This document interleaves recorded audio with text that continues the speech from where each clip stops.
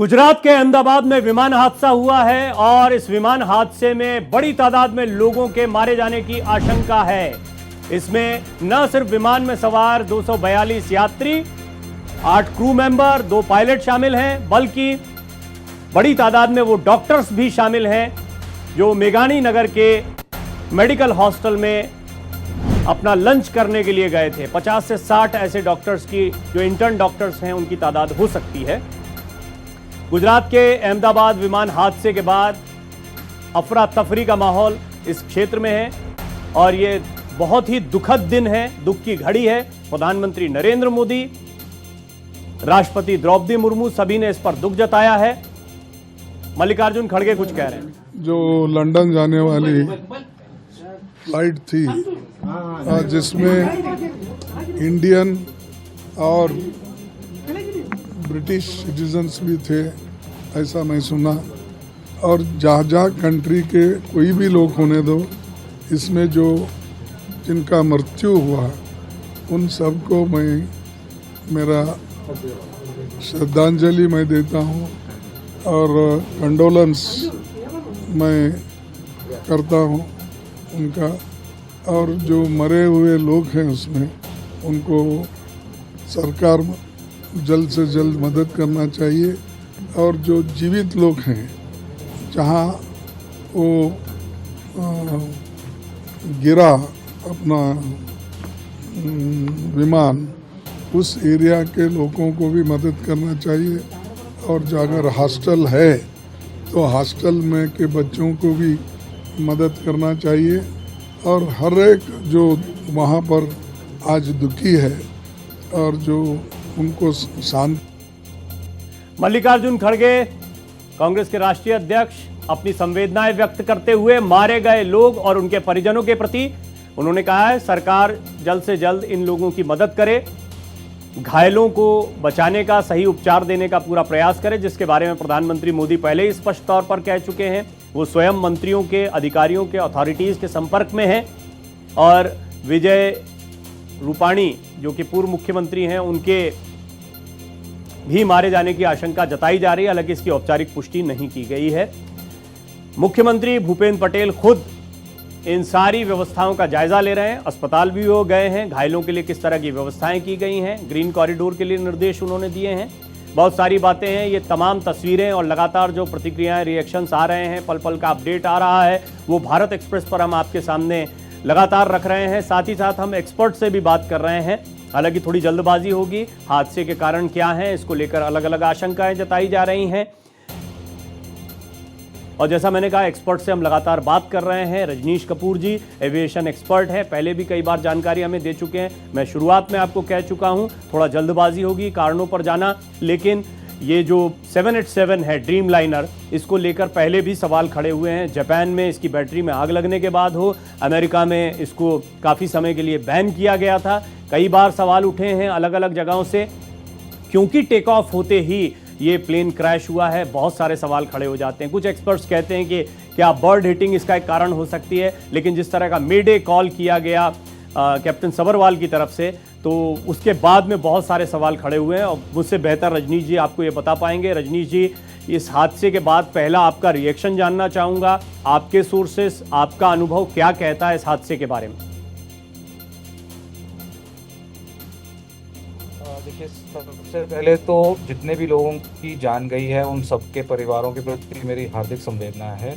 ये बहुत ही unfortunate accident है। अभी आपने ड्रीम लाइनर को लेके बात की, तो ड्रीम लाइनर के जो इतिहास रहा है उसमें ये अब तक का सबसे बड़ा हादसा माना जा सकता है।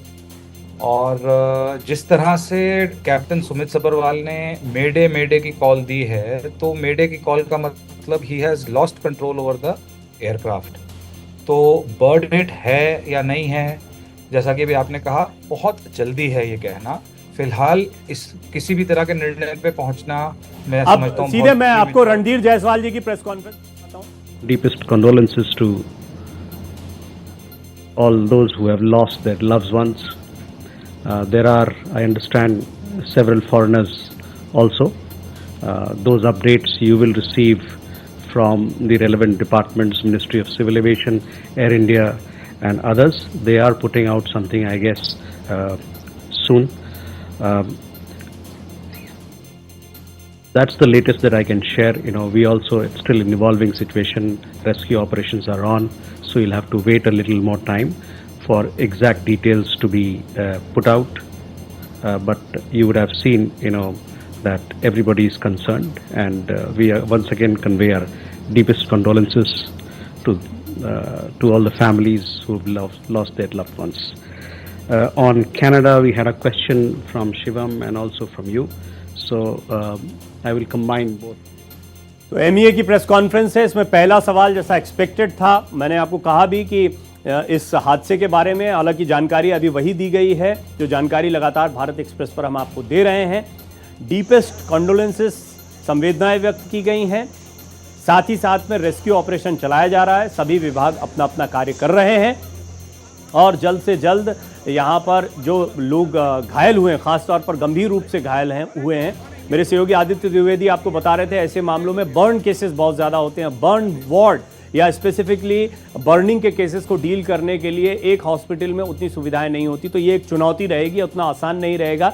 बाद में जो रेस्क्यू ऑपरेशन चलाना है इसको सफलतापूर्वक चलाना बहुत महत्वपूर्ण रहने वाला है। रजनीश जी आपको जानकारी दे रहे थे और वो मेडे कॉल के बारे में आपको बता रहे थे, साथ ही साथ में इस प्लेन, इस बोइंग के बारे में जिसको ड्रीम लाइनर भी कहा जाता है के बारे में वो जानकारी दे रहे थे। रजनीश जी आप अपनी बात पूरी करें, ये एमईए की एक प्रेस कॉन्फ्रेंस भी चल रही थी जो दर्शकों को दिखाना ज़रूरी थी।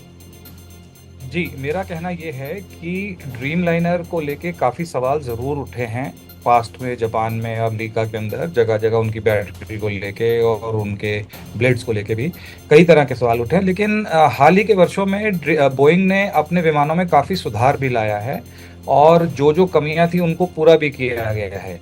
लेकिन अगर किसी कारण से बोइंग के विमान में किसी तरह की भी कोई कमी रहती तो फेडरल एविएशन अकेडमी जो है वो FAA वो किसी भी विमान को पूरी तरह से पास नहीं करती है, ख़ास तौर पे जब कोई इंटरनेशनल मामला हो। और जैसा कि अभी आप देख रहे हैं कि छुट्टियों का माहौल है, सभी फ़्लाइटें फुल जा रही हैं, तो क्या कारण था क्या नहीं था, फ़्लाइट डेटा रिकॉर्डर मिलेगा, ब्लैक बॉक्स जिसे कहते हैं, जब उसके बाद सारी डिटेल्स निकल के आएंगी। फ़िलहाल तो सबकी प्राथमिकता ये होनी चाहिए कि जितने से जितनी बॉडीज़ मिल जाएंगी, जितने लोग को बचाया जा सकता है उनको बचाया जाए। और मैं सोचता हूँ बहुत दुखद हादसा है और सभी तरह से लोगों को इसमें रेस्क्यू ऑपरेशंस में मदद करनी चाहिए। एंड ड्रीम लाइनर की कमी थी, पायलट की कमी थी या कोई और टेक्निकल फ्लॉ था, क्योंकि ये विमान अभी हाल ही में इसको रिफर्बिश किया गया है, तो क्या चीज़ हुई है ये सब चीज़ जांच का विषय है जो आने वाले समय में सब कुछ सामने आएगा। मैंने शुरुआत में ही कहा सर कि ये जल्दबाजी होगी कि अभी हम इसका कोई भी आकलन कर पाए, हालांकि लोगों के जहन में बस यही सवाल आ रहा है कि कैसे हुआ हादसा। मुझे थोड़ा सा जब आप तस्वीरों को देखते हैं इसके बारे में भी बताएं, आपका अनुभव ज़्यादा गहरा है, जिस तरह का ब्लास्ट हुआ है, जिस तरह का धुआं और आग आप देखते हैं, इसके बाद में आशंका ये लगती है कि प्लेन में कोई बचा भी होगा या नहीं बचा होगा। जी, जैसा मैंने भी आपसे कहा कि क्योंकि लंबी फ्लाइट है, दिल्ली से लंदन की उड़ान करीब 8 घंटे की होती है, तो 8 घंटे की फ़्लाइट के हिसाब से इसके अंदर फ्यूल काफ़ी होगा। और मेरी समझ जो ये कहती है कि किसी के भी बचने की आशंका नहीं है, मतलब बहुत कम चांसेस हैं, क्योंकि अगर कोई बच गया तो खैर उस पर बहुत ही ऊपर वाले की कृपा होगी जो बच जाएगा। इसके साथ ही एक बात और है कि जो विजुअल्स हमने देखे हैं उसमें किसी भी तरह के काला धुआं निकलने का दो इंजन के अंदर से कहीं पे भी कोई धुआं नहीं दिखा है, विच मीन्स कि इंजन फेलियर नहीं है। अगर दोनों में से एक इंजन फेलियर भी होता है तो पायलट जो कैप्टन सुमित सबरवाला है, 8000 से ज़्यादा घंटे उन्होंने फ्लाइट उड़ाई है, तो उनको अच्छा खासा एक्सपीरियंस है। सिंगल इंजन पे भी अगर एक इंजन फेलियर होता है तो he can always turn back and save the aircraft और सवारियों की जान बचाई जा सकती थी। तो जिस तरह से मेडे उन्होंने बोला है तो इसका मतलब ही लॉस्ट कंट्रोल, तो थ्रस्ट लॉस्ट हुआ है, बर्ड हिट हो सकता है जो कि आशंका जताई जा रही है। वहाँ पे अहमदाबाद एयरपोर्ट की एक हिस्ट्री रही है, बर्ड हिट वहाँ पे काफ़ी होता है, तो अभी कहना बहुत जल्दबाजी होगा, मेरा ये कहना है। रिहायशी इलाके में गिरा और हमने देखा टेक ऑफ होते ही रजनीश जी ये एकदम से ब्लास्ट हो जाए, यानी कुछ 1:38 पर ये टेक ऑफ होता है और कुछ मिनटों के भीतर ही ये मेघानी नगर में जाकर गिर जाता है। और इसके बाद में लोग इसको विश्वास नहीं कर पा रहे हैं इन तस्वीरों को देखने के बाद में कि अचानक से क्या हो गया। क्या जनरली ये भी माना जा सकता है कि शुरुआत में ही जिसका अंदाजा ना हो, ऐसी कोई फॉल्ट रही हो जिसको हम असेस ना कर पाए हो, या इतनी बड़ी फ्लाइट जाते वक्त, इंटरनेशनल फ्लाइट जाते वक्त इसकी बहुत रूटीन चेकिंग ही नहीं बल्कि एक थॉरो चेकिंग होती होगी कि ये पूरी तरह से फिट है और उड़ सकता है? देखिए, इसमें एक तो स्टैंडर्ड ऑपरेटिंग प्रोसीजर एसओपी जिसे कहते हैं, चाहे वो एक डोमेस्टिक फ्लाइट हो या इंटरनेशनल फ्लाइट हो, प्रॉपर थॉरो चेकअप्स होते हैं। आप भी फ्लाइट लेते हैं, हमने भी फ्लाइट लिए हैं, सब लोग फ्लाइट लेते हैं, तो हर तरह के जो टेक्निकल एक्सपर्ट्स होते हैं, चाहे वो मैकेनिकल हो, चाहे इंजीनियरिंग के लोग हों, चाहे इलेक्ट्रिकल के लोग हों, वो सब लोग अपनी अपनी ड्यूटी पूरी निभाते हैं। और एयर इंडिया जैसा ही ऑर्गेनाइजेशन जो कि इतने सालों से यहाँ पे चल रही है, तो इनको ऐसा नहीं कहा जा सकता कि किसी भी तरह की कोताही बरती होगी इन्होंने टेक्निकल जांच करने में। और ख़ास तौर पे जब फुल लोड है, छुट्टियों का माहौल जैसे मैंने आपको बोला, तो ऐसा तो होना नामुमकिन है। अभी आपने भी बताया और खबरों में आ रहा है कि पूर्व मुख्यमंत्री भी इसमें थे, तो हर तरह की एहतियात भरी जाती है, चाहे खास हो, हम कोई भी इसमें उड़े। तो मैं नहीं समझता हूँ कि कोई लापरवाही बरती गई होगी। अगेन, अगर लापरवाही है किसी के पार्ट पे भी, तो वो जांच का विषय है और वो जांच में ही निकल कर आए।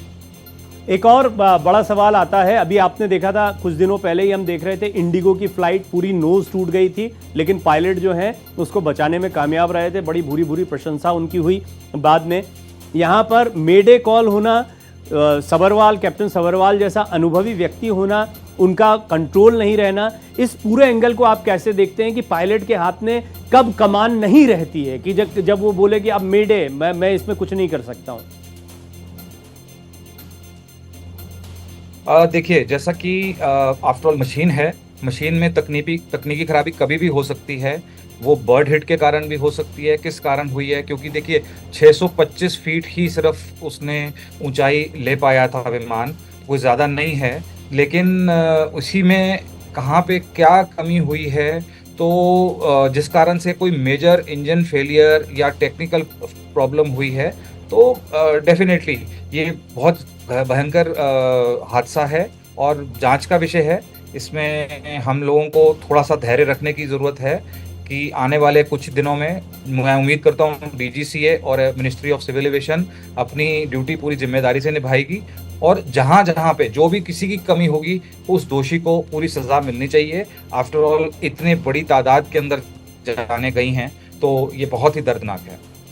सबसे बड़ा दुखद दिन तो ये भी रहा कि एक रिहायशी इलाके में, हालांकि किसी प्लेन का क्रैश होना अपने आप में एक बहुत गंभीर घटना है और उसके बाद के दृश्य हम देख पा रहे हैं, लेकिन रिहायशी इलाके में डॉक्टर्स के हॉस्टल पर इस प्लेन का गिरना इस तबाही को, इस भयानक मंजर को और भयानक और भयावह बना गया है।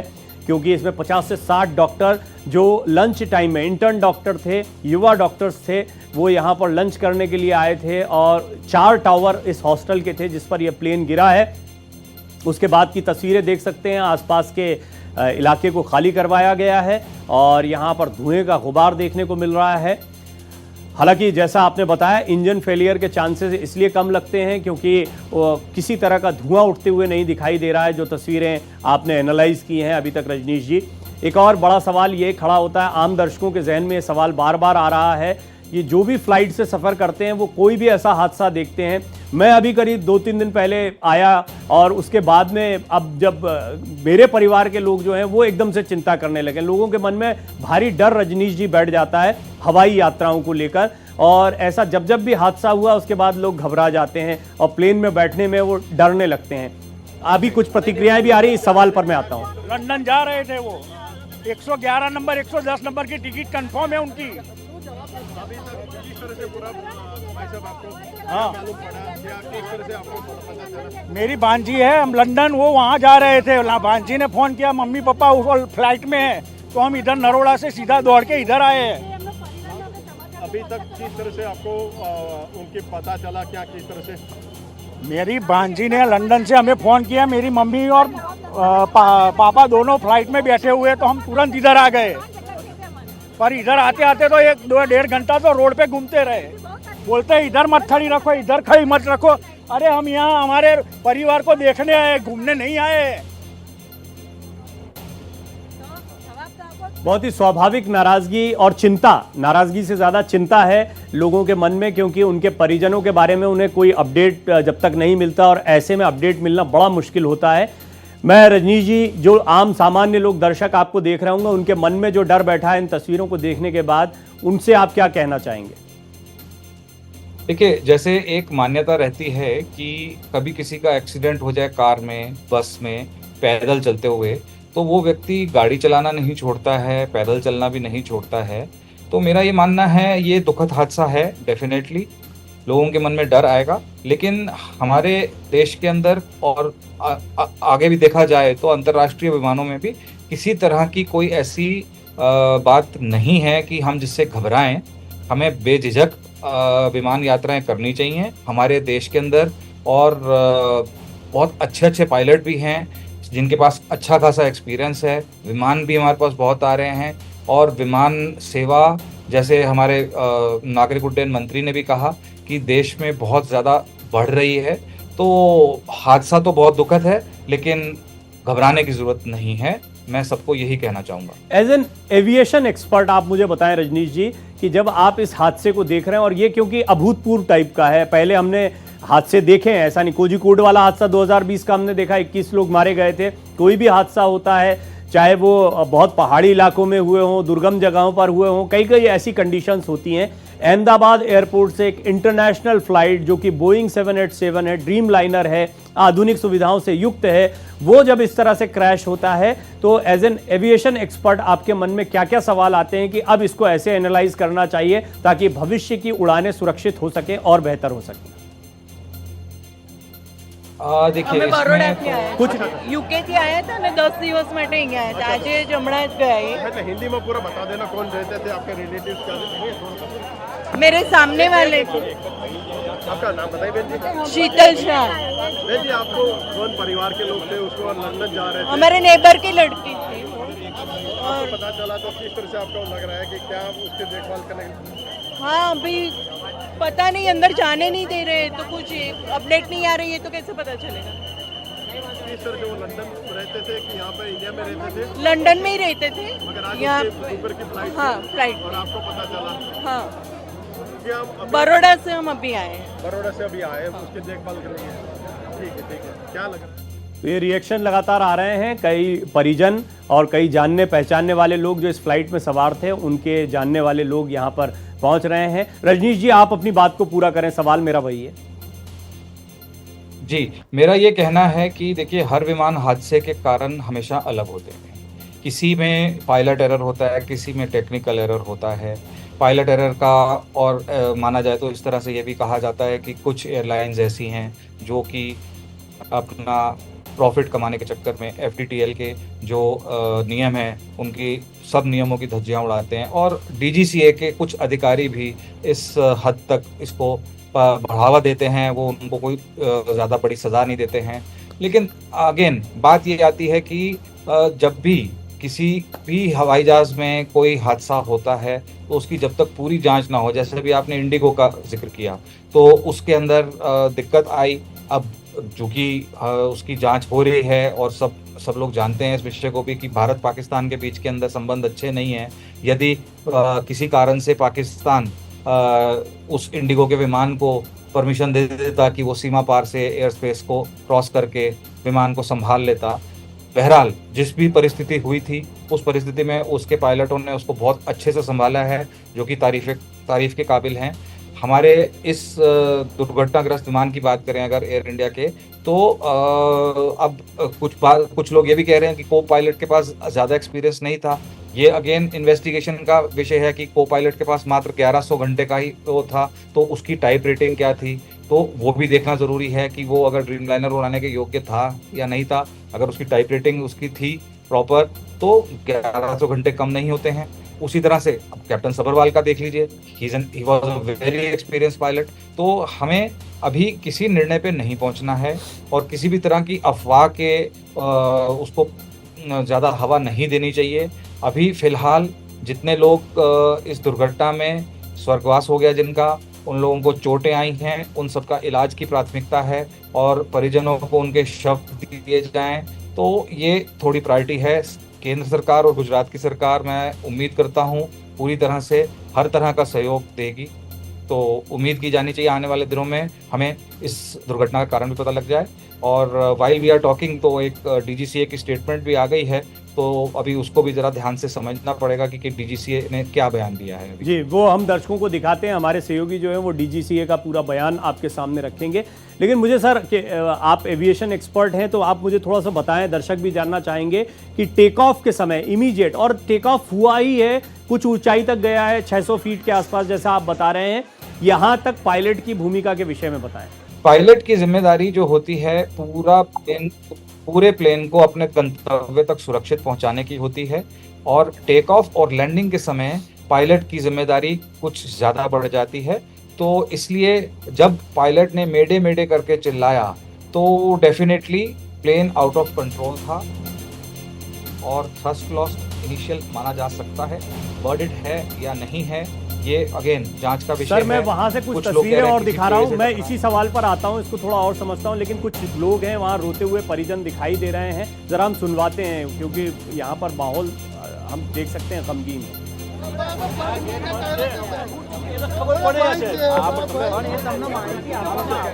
अरे तो यार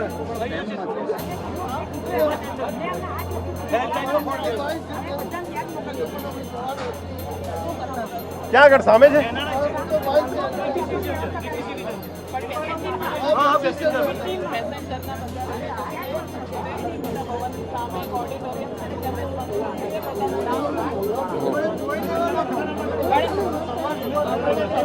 इस दर्द का सिर्फ एहसास किया जा सकता है, हालांकि इस दर्द में पूरा देश के प्रधानमंत्री, देश की राष्ट्रपति, सभी उन परिजनों के साथ में प्रार्थनाओं का दौर भी चल रहा है। लेकिन ये बहुत तकलीफदेह समय है इन परिवारों के लिए जिन्होंने अपनों को खोया है। मच्छी भाई, जिस तरह से हादसा हुआ है तो कहीं ना कहीं लोगों के दृश्य दिखने मिल रहा है, कहीं ना कहीं लोगों को दुख होने के बाद ये मैं मानता हूँ कि बहुत ही भयानक, दर्दनाक और हिला देने वाला हादसा है। इस तरह से जो प्लेन क्रैश जिस तरह से हुआ, तो और जिस तरह से जो घटना घटी, प्लेन क्रैश होने के साथ ही जो बिल्डिंग में जहाँ पर गिरा वहाँ डॉक्टर भी जो लोग थे उनकी मैच भी थी, तो उनका भी अकस्मात के अंदर यानी कि डेथ हुई है, पैसेंजरों की भी डेथ हुई है। तो बहुत दर्दनाक और बहुत भयानक ये हादसा है। ये मैं मानता हूँ कि गुजरात में 32 साल के बाद दोबारा ऐसी एक दुर्घटना ये घटी।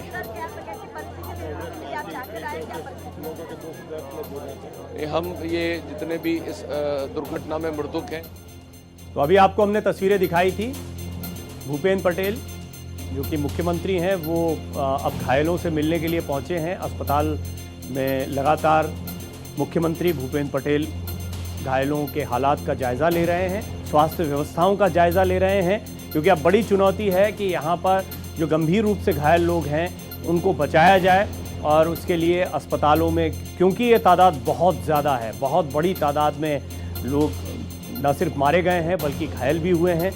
ये एक रिहायशी इलाके में प्लेन क्रैश हुआ है, मेघानी नगर में, और यही वजह है कि आशंका जताई जा रही है, न सिर्फ प्लेन में बैठे लोग, न सिर्फ वो डॉक्टर्स जिनकी बात अभी यहाँ पर आप जो स्थानीय लोग हैं उनके रिएक्शंस में सुन रहे थे, इनके अलावा भी कई लोग हो सकता है कि इस आग की चपेट में आए हों।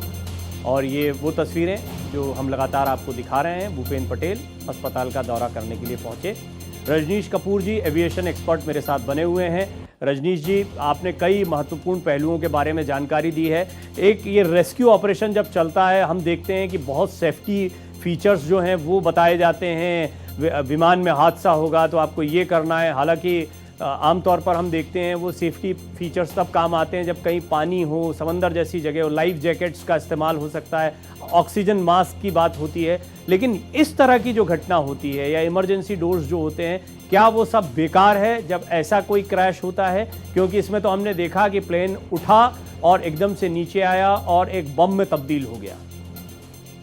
देखिए, ऐसा है कि जो दुर्घटना हुई है ये कुछ ही क्षणों में हुई है।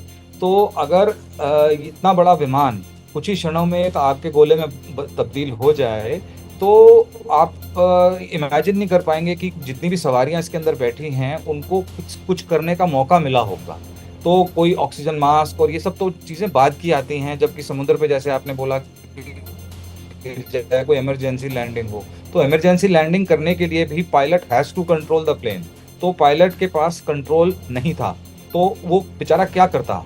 और दूसरी एक इम्पॉर्टेंट बात जो अभी किसी ने पूरी तरह से उठाई नहीं है कि ये कारण भी हो सकता है कि अहमदाबाद में बताया जा रहा है 43 डिग्री टेम्परेचर था, गर्मी बेहद थी, फुल लोड प्लेन था और शायद रनवे को पूरी तरह इस्तेमाल नहीं किया और प्लेन को टेक ऑफ मोड में ले लिया गया है। अगेन मैं फिर से ये कह रहा हूँ कि ये प्रीमेच्योर है, अभी इसको किसी तरह के निर्णय पे नहीं पहुंचा जा सकता। फ्लाइट रेडार ने भी बहुत कुछ इसमें लिखा है और सोशल मीडिया पे बहुत कुछ आ रहा है, तो हम सोशल मीडिया पे पूरी तरह से यकीन नहीं कर सकते हैं। जांच होगी, क्या क्या उसने बोला है पायलट ने, लास्ट वर्ड्स उसके क्या हैं, वो फ्लाइट डेटा रिकॉर्डर के अंदर सब कुछ रिकॉर्ड होगा।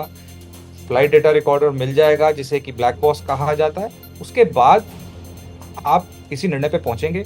एविएशन एक्सीडेंट ब्यूरो भी इसके अंदर जांच में शामिल होगा, डीजीसीए की टीम होगी, एयर इंडिया आएगी, बोइंग कंपनी से भी लोग आएंगे, पूरी जॉइंट इन्वेस्टिगेशन की जाएगी, तो तभी इसके सही कारण का पता लग पाएगा। रजनीश जी, ये ब्लैक बॉक्स हम बहुत सुनते हैं, मैंने कई बार जब ऐसे विमान हादसों पर दर्शकों को खबरें दिखाई है तो ब्लैक बॉक्स के बारे में हमने जाना, हमने देखा कि उसमें कितनी चीज़ें, कितनी जानकारियां मिल सकती हैं। थोड़ा सा दर्शकों को बताएं कि वो ब्लैक बॉक्स क्यों इम्पॉर्टेंट है। और अब जब हम जानते हैं टेक ऑफ के बाद ही एक रिहायशी इलाके में ये क्रैश हुआ है, तो ब्लैक बॉक्स का मिलना भी उतना चिंताजनक नहीं होगा। हालांकि जो कुछ होना था वो हो चुका है। ब्लैक बॉक्स से क्या मदद मिल पाएगी, किस तरह की जानकारियां उसमें होंगी? देखिए, जैसा भी अभी आप जिक्र कर रहे थे, जब भी कभी किसी विमान की दुर्घटना होती है तो उसके मलबे को निकालने के लिए भी एक्सपर्ट टीम्स होती है, जो कि पता होता है कि विमान का ब्लैक बॉक्स विमान के किस हिस्से में होता है। विमान का ब्लैक बॉक्स, जैसा मैंने आपको बताया, कि एक एक पल की जानकारी को रिकॉर्ड करता है जब तक कि क्रैश या दुर्घटना या विमान पूरी तरह से अपने गंतव्य पर ना पहुंच जाए, तब तक विमान का इंजन स्टार्ट होते ही पूरी जानकारी ब्लैक बॉक्स के अंदर पायलट देते हैं। सारी तकनीकी जानकारी, जिसके अंदर कि ये चेक किया, वो चेक किया।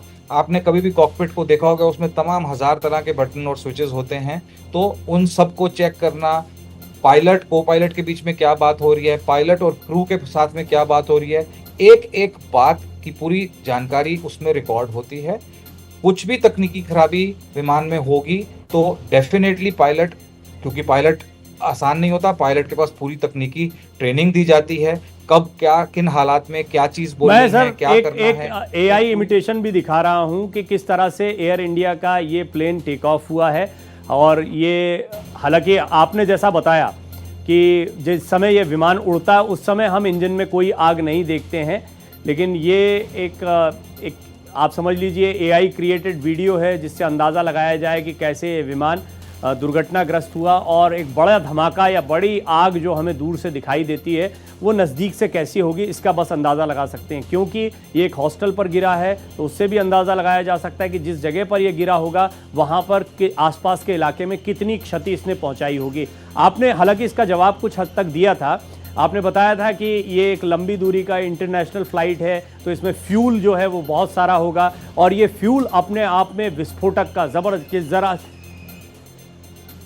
सीएम सिविल अस्पताल पहुंचे जिसकी तस्वीरें हम लगातार दिखा रहे हैं दर्शकों को। अभी हमने दिखाया था भूपेंद्र पटेल कैसे पहुंचे, मेरे सहयोगी मुझे बता रहे हैं कि वो पहुंचे हैं, दोबारा हम लगातार वो तस्वीरें दिखा रहे हैं दर्शकों को।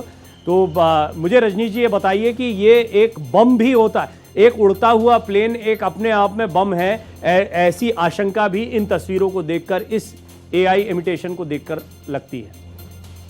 जी बिल्कुल, मैं आपसे यही कहना चाह रहा हूँ कि देखिए हर तरह के विमान को उड़ने के लिए पूरी तरह के इनके एक प्रॉपर गाइडलाइंस होती है। एयरपोर्ट अगर खुलना है तो एयरपोर्ट के आसपास रिहायशी इलाका किस हाइट तक बनेगा, कितनी ऊंचाई तक मकान होंगे, कि कल को अगर भगवान ना करे कोई और दुर्घटना हो या लैंडिंग करनी पड़े, कभी कभी विमान में कुछ तकनीकी खराबी होती है तो बहुत लो फ्लाइंग करके भी विमान लैंडिंग करते हैं।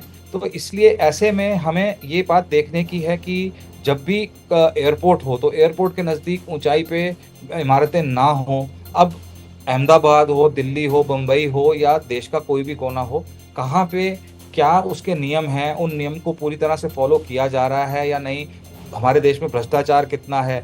हो सकता है कि लोकल अथॉरिटीज़ आंख मूंद लें छोटी मोटी बात को लेके और छोटी मोटी बात के चलते कुछ गलती हो जाए। तो ऐसे में रिहायशी इलाके जो भी रनवे के आसपास या विमान के पूरे रूट के आसपास होता है तो उसमें ये एक रिस्क बना रहता है। और जैसे आपने कहा कि ये चलता फिरता बॉम्ब है, डेफिनेटली बॉम्ब है। और अभी तो टेक ऑफ ही हुआ था, विमान में यात्री भी भरे हुए थे, यात्रियों का सामान भी था, बाहर तापमान भी अच्छा खासा था, 43 डिग्री था, और विमान में फ्यूल भी था।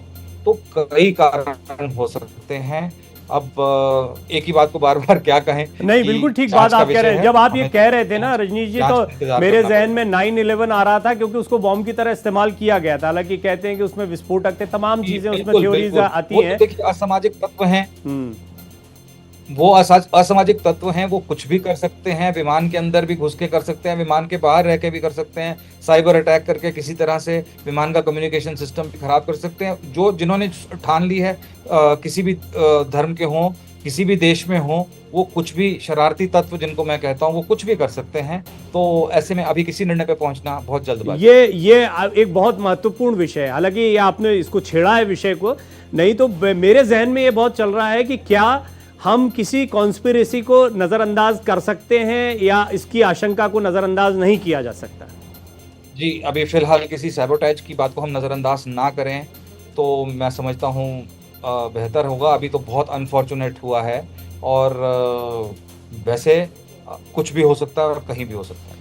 हाँ, ये आपने जो स्टेटमेंट दिया, छोटा स्टेटमेंट है या नहीं है, हाँ। ये बहुत बहुत भारी जांच का विषय है। जैसे मैंने अभी आपको बताया कि एक जॉइंट टीम इतने बड़े हादसे की इन्वेस्टिगेशन करेगी। बोइंग से भी इंजीनियर्स आएंगे, एयर इंडिया के लोग भी होंगे और DGCA के लोग होंगे, एविएशन एक्सीडेंट ब्यूरो के लोग होंगे, मिनिस्ट्री ऑफ सिविल एविएशन के लोग होंगे, गुजरात सरकार के लोग होंगे, केंद्र सरकार के लोग होंगे।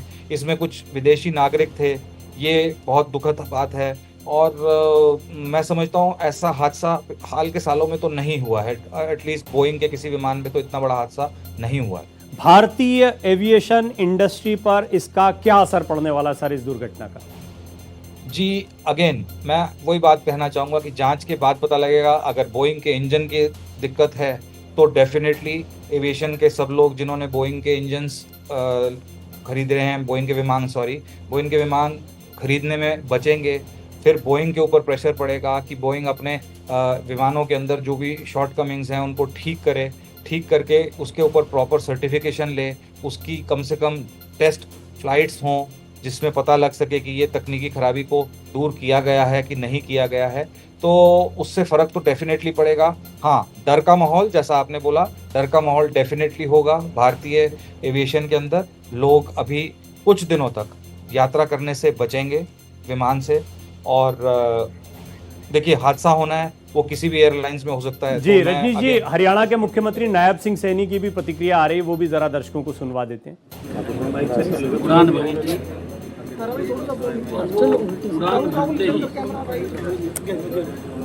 अभी क्योंकि वो जांच का विषय है, चुप हो जाओ यार, कोई टेक्निकल इसमें क्या दिक्कत आई है क्या नहीं,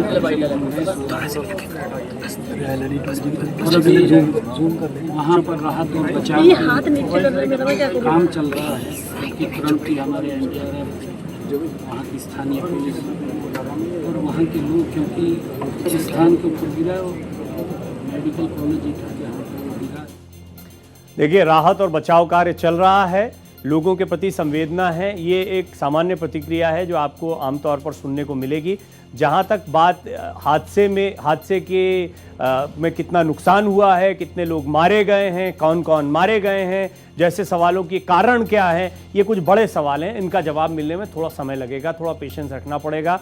हम जानते हैं कि जिन लोगों ने अपने परिजनों को खोया है या जो खोने की आशंका में इस जगह पर पहुंचे हैं, वो किस तरह से रो बिलख रहे हैं, कितने चिंतित हैं, क्योंकि इन तस्वीरों को देख के उन्हें भी अंदाज़ा हो सकता है कि इस विमान में जो कोई भी सवार होगा उसका बचना बहुत ही मुश्किल दिखाई पड़ रहा है। फिर भी उम्मीद करते हैं राहत और बचाव कार्य चल रहा है। अभी कहना बहुत मुश्किल है कि क्या विमान में बैठे सभी यात्री या डॉक्टर्स जिनके हॉस्टल पर ये विमान गिरा है उसमें कितने लोग हताहत हुए हैं, ये आंकड़ा बहुत ज़्यादा हो सकता है, इसमें कोई दो राय नहीं है। रजनीश कपूर जी एविएशन एक्सपर्ट के तौर पर लगातार मुझे जानकारियां दे रहे हैं, वो आपको बता रहे थे कि एविएशन इंडस्ट्री पर क्या असर पड़ेगा। रजनीश जी, एक और चीज़ मैं इसमें जोड़ना चाहता था कि अहमदाबाद एयरपोर्ट को तुरंत बंद किया गया, ये एहतियातन उठाया गया कदम होगा, लेकिन इसके बाद आपको लगता है कि बोइंग विमान से जो यात्राएं हो रही होंगी, अंतर्राष्ट्रीय फ्लाइट्स होंगी, इन पर भी असर पड़ेगा? डेफिनेटली असर पड़ेगा। अब जैसा आपने बताया है कि अहमदाबाद एयरपोर्ट को बंद कर दिया गया है, मैं समझता हूं अहमदाबाद एयरपोर्ट को बंद करने से तो कुछ होगा नहीं, लेकिन अगर सरकार ने कुछ निर्णय लिया है तो डेफिनेटली सोच समझ के ही लिया होगा। और एयरपोर्ट को बंद करने का मतलब है कि ATC, airport authority of India limited, इन लोगों ने अपना कोई ना कोई गलती पहचानी होगी, इस कारण से एयरपोर्ट को बंद किया गया है। अगेन ये जांच का विषय है, इसलिए अभी हम किसी निर्णय पे ना पहुंचे तो बेहतर है। मैं समझता हूं कि अहमदाबाद एयरपोर्ट से जितनी भी और उड़ानें, चाहे वो डोमेस्टिक हो या इंटरनेशनल हो, वो प्रभावित डेफिनेटली होंगी। हाँ, अहमदाबाद के नज़दीक जो भी एयरपोर्ट होगा, अगर वो अंतर्राष्ट्रीय विमानों को हैंडल करने के लिए सक्षम होगा तो डेफिनेटली वहाँ पे इंटरनेशनल विमान वहाँ पे आएंगे। डोमेस्टिक यात्राएं तो इधर उधर से हो ही जाएंगी पूरी, लेकिन सरकार ने अगर ऐसा कुछ निर्णय लिया है एयरपोर्ट को बंद करने का तो डेफिनेटली कोई कारण ज़रूर होगा। तो यहाँ पे एक और अहम बात जो मुझे लग रही है आपसे बात करते करते कि कहीं ना कहीं सुरक्षा में चूक तो नहीं हुई है। अगर अहमदाबाद एयरपोर्ट को बंद किया गया है तो अगर सुरक्षा में चूक है तो फिर वो सैबोटेज वाला एंगल हो सकता है, लेकिन मेरा फिर से निवेदन यही है, ये बहुत जल्दबाजी होगी ऐसा कहना कि किसी तरह का सैबोटेज है, लेकिन सैबोटेज की आशंका से इनकार नहीं किया जा सकता, नहीं कर सकते, आशंका से इनकार बिल्कुल इग्नोर नहीं किया। जी जी जी जी, आपने एक और महत्वपूर्ण बात कही थी, वो तब से मेरे दिमाग में फंसी हुई है। आपने कहा था रनवे का पूरा इस्तेमाल नहीं करना। सर ये क्या होता है, क्योंकि आम लोग इस बारे में बहुत ज्यादा नहीं जानते, वो तो इतना जानते हैं कि बैठे हैं, कुछ देर तक दौड़ता है, उसके बाद में टेक ऑफ करता है और फिर धीरे धीरे ऊपर चला जाता है प्लेन। हम भी इतना भर जानते हैं, लेकिन रनवे का इस्तेमाल, ये जो आपने एक टिप्पणी की थी, वो थोड़ा सा समझाएं कि ये क्या मसला होता है और इसमें क्या मिस्टेक्स हो सकती हैं। देखिए, जब भी प्लेन को टेक ऑफ करना होता है तो प्लेन को थ्रस्ट लेने की ज़रूरत होती है और उसमें एक निश्चित रनवे डिपेंड करता है, विमान कितने बड़े साइज़ का, उसमें यात्री कितने हैं और किस दिशा तक उसको जाना है, तो पूरे रनवे को वो यूज़ करते हैं। ऐसे में कभी कभार जल्दबाजी में, जैसे अगेन मैं ये कहूँगा कि हो सकता है पायलट पे जल्दी फ्लाइट को उड़ाने का प्रेशर हो। आमतौर पे देखा गया है कि जो भी एयरलाइन लेट होती रहती है, वो एयरलाइन, मैं किसी एयरलाइन का नाम नहीं ले रहा हूँ, उस एयरलाइन पे जल्दबाजी का प्रेशर ज़रूर होता है कि डिले क्यों हुआ। तो ये फिर से वही बात है, जांच का विषय है, लेकिन हमें इस निर्णय पे तभी पहुंचना होगा जब हम लोग पूरी जांच रिपोर्ट सामने आ जाएगी, उसके बाद ही उस पर पहुंचा जाए। एक बार फिर मैं जरा दर्शकों को फटाफट, मेरे दिमाग में बहुत से सवाल आ रहे हैं और मेरे ही नहीं, बहुत सारे दर्शक जो बाहर बैठे हैं उनकी जो प्रतिक्रियाएं आती है रजनीश जी, या उनकी जो जिज्ञासाएं होती हैं, उसके आधार पर वो सवाल पैदा होते हैं। लेकिन मैं एक बार फिर तस्वीरें बयां कर देता हूं दर्शकों के सामने। अहमदाबाद एयरपोर्ट से लंदन के लिए प्लेन निकला। ये बोइंग ड्रीमलाइनर बड़ा अच्छा प्लेन माना जाता है, हालांकि कुछ शिकायतें पहले आई हैं, लेकिन अत्याधुनिक सुविधाओं से संपन्न ये था। अब इसमें मिस्टेक्स हुई हैं, किसकी मिस्टेक है, किस तरह की गलती है, इसके लिए थोड़ा इंतजार करना पड़ेगा। एक बड़ी खबर, अहमदाबाद विमान हादसे में सभी 242 यात्रियों की मौत।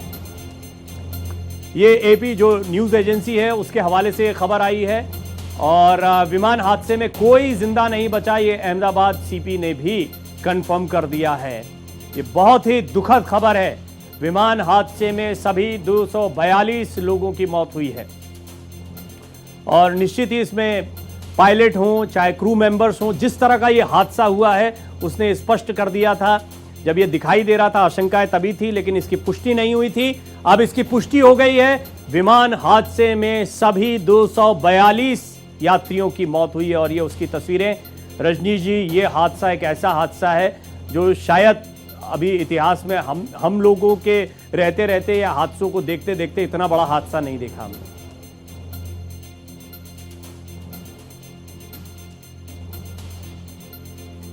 रजनीश जी, अगर आप मुझे सुन पा रहे हैं तो सभी 242 यात्रियों की मौत जैसी कि आशंका आपने पहले जताई थी, क्या हम ये माने कि इससे और ज्यादा नुकसान हुआ होगा? अभी कहना बहुत मुश्किल है। यानी अगर ये औपचारिक तौर पर अहमदाबाद सीपी की तरफ से कह दिया गया है कि कोई यात्री नहीं बचा है, तो जिस जगह पर गिरा था वहां भी भारी तबाही हुई होगी।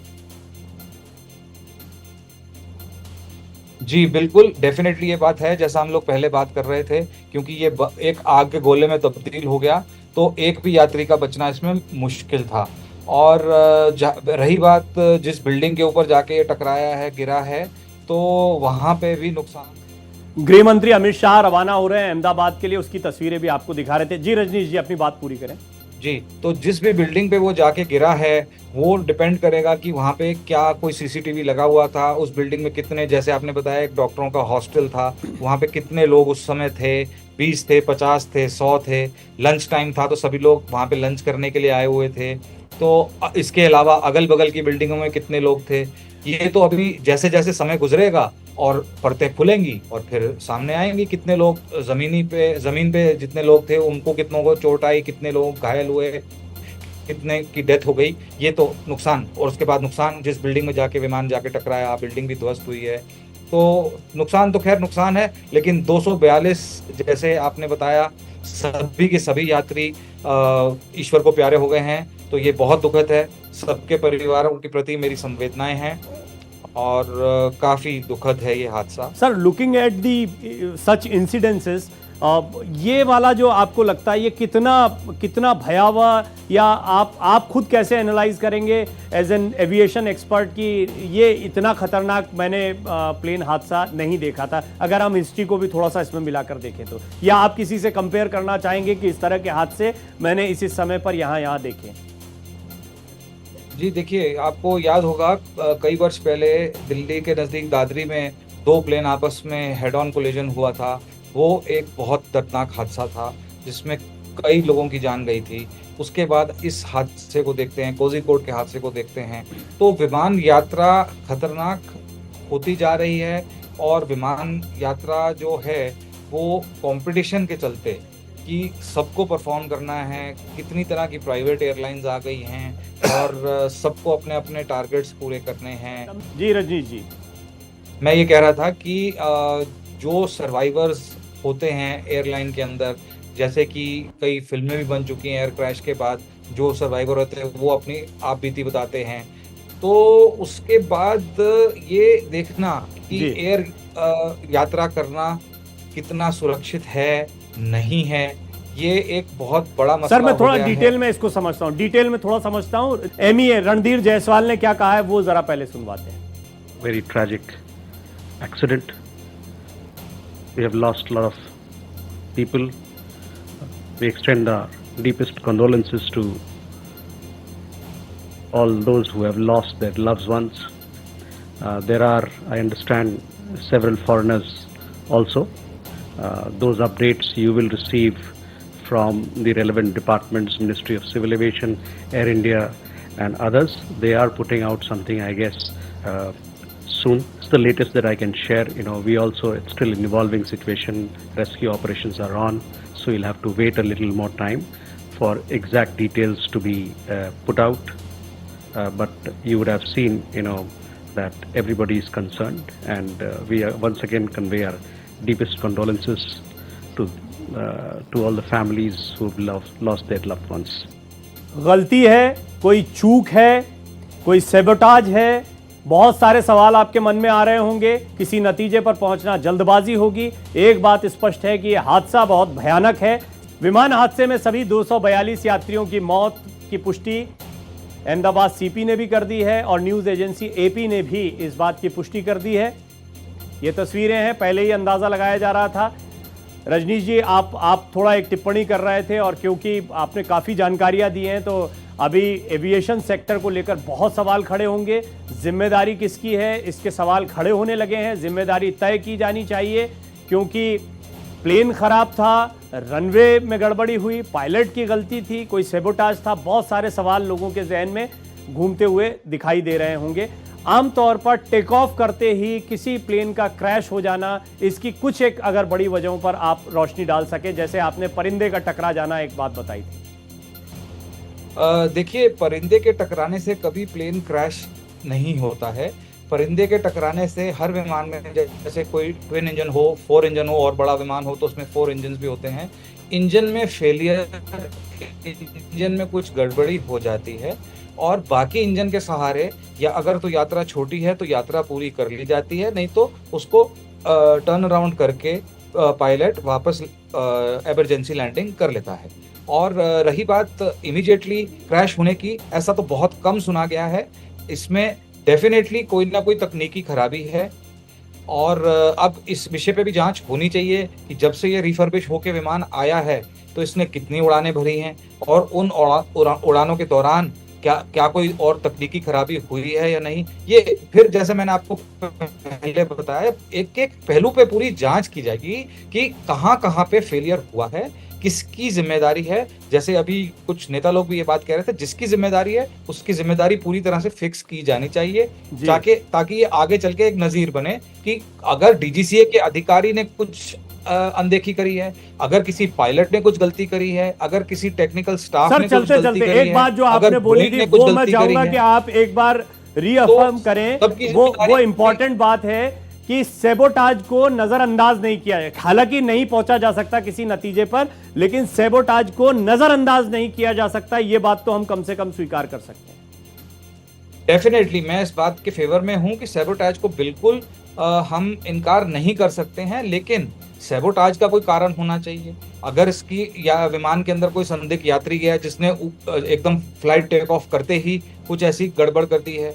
अब आज के दिनों में हमारी यहाँ पे CISF की फोर्स इतनी स्विफ्ट है, अच्छी तरह से बिल्कुल जांच करती है कि कोई भी इसमें परिंदा भी पर नहीं मार सकता जिसको कहते हैं।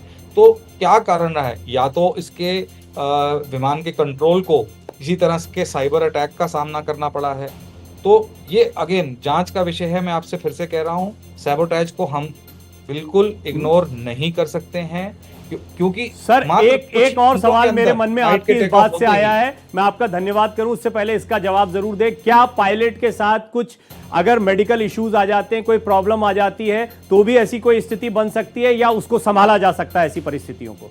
उसे तो बहुत आराम से संभाला जा सकता है, ऐसी कोई बात नहीं है। और देखिए, पायलट की बात अगर आपने कही है, मेडिकल की बात की है, हर पायलट को फ्लाइट से पहले प्री मेडिकल टेस्ट भी किया जाता है कि यू आर ओके, जो कि एक स्टैंडर्ड ऑपरेटिंग प्रोसीजर है कि कहीं पायलट ने शराब तो नहीं पी हुई है। उसका ब्रेथ एनालाइजर टेस्ट भी किया जाता है पायलट की पूरी मेडिकल। जी, अशोक गहलोत कुछ कह रहे हैं, जरा सुनवा दें। मैं समझता हूँ कि जो आज दुख पूरे मुल्क को हुआ है वो शब्दों में व्यक्त भी नहीं कर सकते कि बच्चे भी उस वक्त जा रहे हों पढ़ने के लिए वहाँ पर। तो कई तरह की खबरें आ रही है, तो मैं पूरी रिपोर्ट मेरे पास तो आई नहीं, तो मैं कुछ कह नहीं सकता।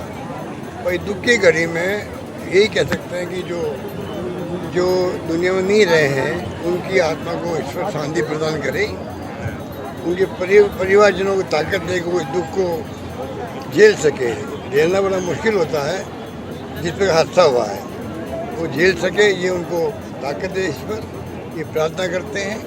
और जो घायल हुए होंगे, मान लीजिए वो बच गए होंगे, वो जल्दी शीघ्र स्वास्थ्य लाभ हो, ये प्रार्थना कर सकते हैं। दुख की घड़ी में पूरे मुल्क में शोक है। राजस्थान में हमने सब प्रोग्राम को कैंसिल कर दिए हैं और हम लोग उनके परिवार वालों के साथ में दुख की घड़ी में। देखिए, राजस्थान के पूर्व मुख्यमंत्री अशोक गहलोत इस बात को कह रहे हैं कि उन्होंने अपने सारे कार्यक्रम रद्द कर दिए और यही होगा क्योंकि पूरे देश के लिए शोक की घड़ी है। 242 यात्री, सभी यात्री इस विमान हादसे में मारे गए हैं।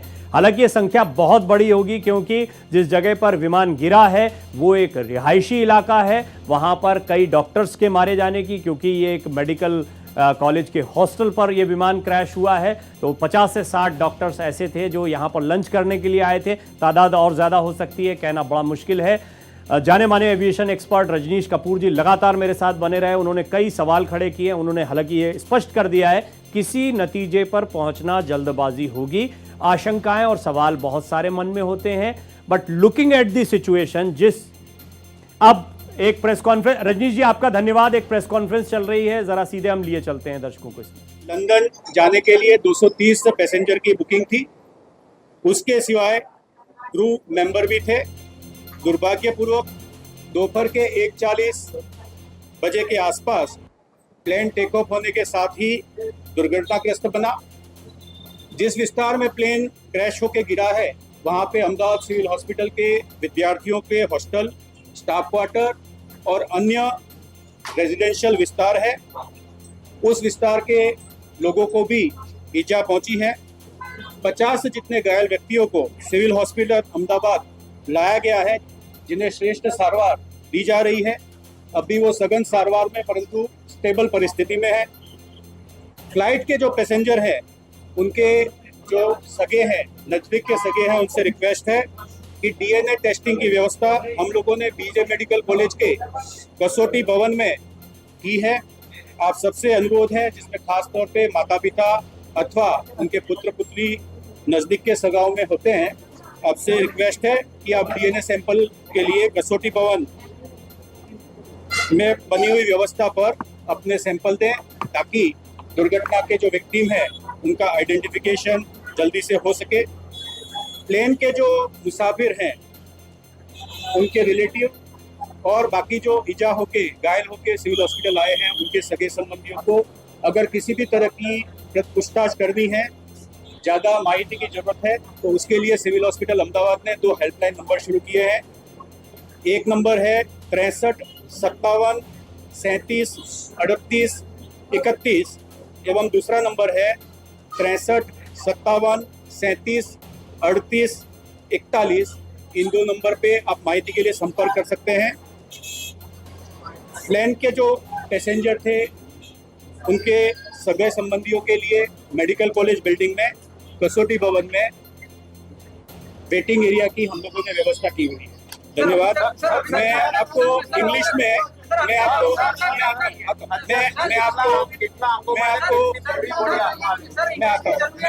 इंग्लिश में अगर आप में से चाहते हैं तो औपचारिक तौर पर अभी ये इस बारे में जानकारी दे दी गई है। सभी 242 यात्रियों की मौत हुई है। परिजन परेशान थे। भारत एक्सप्रेस पर आप लगातार वो तस्वीरें देख रहे थे, रोते बिलखते परिजन आपको दिखाई दे रहे थे जो अपनों के खोने के डर में थे, लेकिन वो डर सच साबित हुआ है। सभी 242 यात्रियों की मौत हो चुकी है। साथ ही साथ में ये विमान जिस रिहायशी इलाके में गिरा है वहां पर कितनी तबाही हुई है। डॉक्टर्स के हॉस्टल पर गिरा है, कई यंग डॉक्टर्स के मारे जाने की भी खबर है। इसके बारे में थोड़ा और अपडेट्स आएंगे। भारत एक्सप्रेस की टीम्स लगातार इस बड़ी खबर पर नजर बनाए हुए हैं।